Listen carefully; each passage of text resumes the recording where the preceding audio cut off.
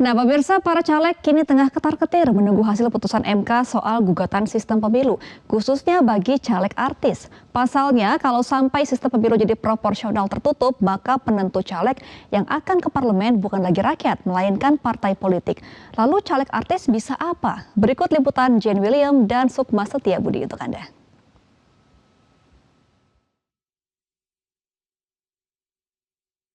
Di saat para caleg lagi galau menanti hasil putusan Majelis Hakim Mahkamah Konstitusi soal gugatan pemilu, modal popularitas memangnya masih laku.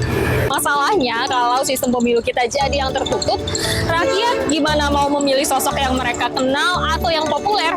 Karena di surat suara sudah tidak ada lagi nama calegnya, melainkan hanya lambang partai politik saja. Lalu bagaimana ya caranya para caleg artis ini meyakinkan partai politik untuk memilih mereka menjadi perwakilan suara rakyat di Senayan? Halo Kakak Ramzi. Halo Kakak Nafa. Mas Eko Patrio, apa kabar?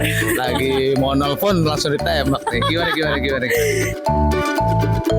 Jelang pemilu 2024 pasti makin sibuk dong. Ya bismillah ikhtiar. Ya, kita terus konsolidasi, kita terus turun ke bawah. Sangat sibuk sekali, luar biasa. Padat merayap, selalu ada di dapil. Kita membahas yang lagi hangat diperbincangkan, Mas Eko, soal sistem pemilu tertutup dan terbuka ini.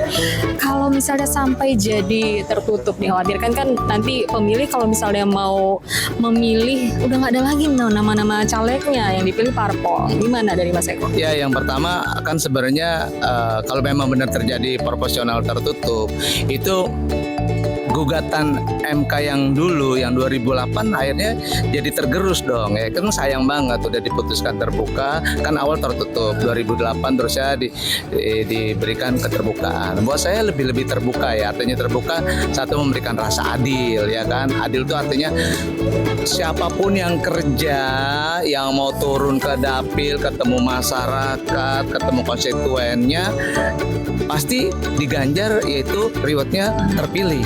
Kalau sekarang terjadi nantinya akan KKN kalau saya lihat.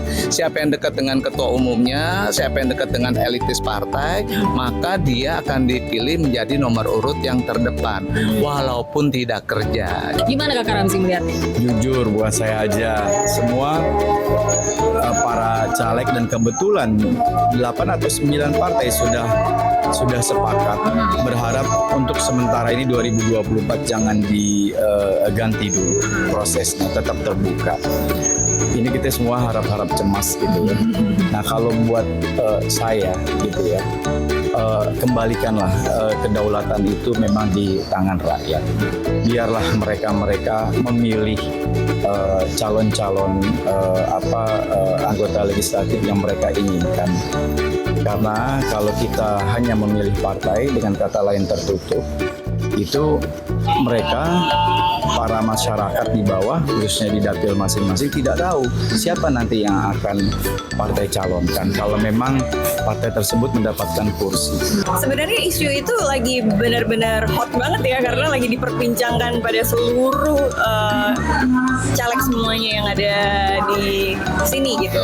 Tapi ya kita sebagai bacalek, kita sebagai bacalek, ada juga caleg, kita berharap proporsionalnya terbuka, karena bagaimanapun juga kalau kita proporsional terbuka, kita menghormati suara rakyat. Tapi kalaupun dengan secara sedih gitu kan terjadi proporsional tertutup, ya aku sih tetap akan turun, tetap akan mendengar, melihat dan merasakan apa yang dirasakan oleh masyarakat, karena buat aku itu sangat penting banget dan itu pengalaman yang sangat luar biasa. Dan aku harap kalau seandainya terjadi proporsional tertutup, ya partai bisa melihat dan mempertimbangkan siapa yang benar-benar bisa menjadi wakil yang sesungguhnya untuk masyarakat gitu loh. Jadi kayak nggak cuman ya milih karena dia orang tua atau berkuasa, tapi benar-benar siapa sih yang terwakilkan untuk masyarakat ini yang memang benar-benar dia tuh berhak untuk duduk di situ dan mewakili semuanya gitu. Mas Eko, kita membicarakan terkait stigma yang ada di masyarakat. Kan ada stigma kalau caleg artis cuma modal popularitas nih. Nah, mematahkan stigma itu gimana, Mas Eko? Ya gini, sekali lagi ya, kalau buat saya pekerja seni itu kan sama dengan yang aktivis, LSM, sama politisi, sama lah semuanya. Mempunyai hak dipilih dan memilih. Dan punya hak juga untuk menang gitu loh ya. Nah terus yang ketiga adalah stigmanya. Ya udah, kita sebagai pekerja seni, buat saya adalah bagaimana caranya dia menjadi anggota dewan profesional. Artinya profesional pada saat dia jadi anggota dewan ya benar-benar kaitan dengan masalah apa yang dilakukan di DPR sana atau di DPRD provinsi misalnya gitu. Popularitas itu alhamdulillah buat saya secara pribadi ya, saya nggak mewakili para public figure yang lainnya. Ya memang kita sudah dapat. Tapi apakah itu menjadi segala-galanya? Enggak juga. Jangan khawatir yang lain. Enggak juga gitu.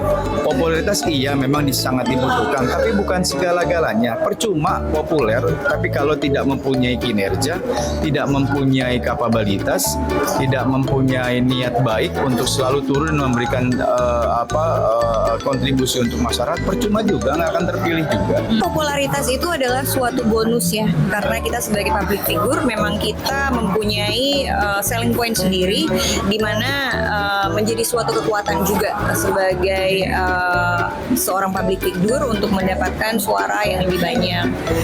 Tapi juga itu tidak bisa menjadikan senjata bahwa kita benar-benar akan sukses di situ gitu, karena kan bagaimanapun juga harus tetap yang utama kita mendahulukan kepentingan dari masyarakat, mengerti tentang isu masyarakat di dapil itu seperti apa, karena penting sekali buat kita sebagai bacalek atau caleg untuk turun dan mendengar langsung aspirasi dari masyarakat.